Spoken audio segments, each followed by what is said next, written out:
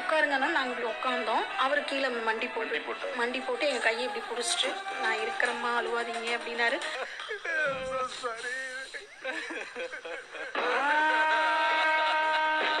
மண்டி போட்டுட்டாரு எங்க கையை விடாம. இப்படி தரையில இப்படியே எங்க கை நல்லா தான் கற்றுக் கொடுத்து நல்லா வந்து அவங்களுக்கு நல்லா கழுவித்தான் இப்போ 20 லட்சம் வாங்கினாங்கல்ல. இதுங்கெல்லாம் வந்து 20 லட்சம் பார்க்குற மூஞ்சிங்களா இதெல்லாம்? அது எப்படி அவங்க 20 லட்சம் ப்ளஸ்ஸு நான் இந்த ஸ்டாலின் என்னத்துக்கு இதுங்களுக்கெல்லாம் 10 லட்சம் கொடுத்தாருன்னு தெரில. இது கொழுப்பேத்து போய் அவனை பார்க்க போய் இதுங்க செத்துச்சுங்கோ.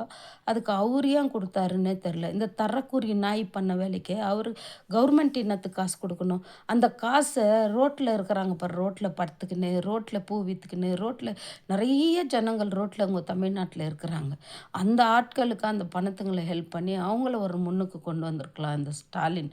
ஆனால் இவர் பண்ண வேலை இந்த நாய் பண்ணதுக்கு 10 லட்சம் அவர் தூக்கி குத்து எல்லாம் மொத்தமாக ஒரு 40 லட்சம் இதுங்க பார்த்துட்ட உடனே அவன் கொடுத்த பிச்சை காசெல்லாம் வாங்கி இதுங்க பார்த்த உடனே அவருக்கு மண்டி போட்டு உக்காந்தாராம், மசரை பிடிங்கின்னு உக்காந்தாரான்னு சொல்லிட்டு வந்து சொல்கிறாளுங்க இவளுங்களெல்லாம் என்ன கேள்வி கேட்குறதுனே எனக்கு ஒன்றுமே புரிய மாட்டேன்னுக்குது. ரொம்ப கஷ்டப்படுத்துகிறாங்க இவங்கெல்லாம். மண்டி போட்டாராம். அவன் ஒரு ஆக்டர் 10 ரூபாய் அதை நாய் 20 லட்ச ரூபாய் கொடுத்த உடனே மண்டி போட்டாரா ஓட்டுக்கு? இதுங்களுக்கெல்லாம் தெரியல அவன் என்னத்துக்கு வந்திருக்கிறான். ஏன்னா வந்து உயிரை எடுத்தானே எவ்வளோ பேர் கழுவி கழுவி ஊற்றுறாங்க அவனை. ஆனாலும் சிலது இந்த மாதிரி ஏன்னா 20 லட்சம் வாங்கிடுச்சு இல்லை இதுங்கெல்லாம் இப்படி தான் பேசுங்க. என்ன பண்ணுறது?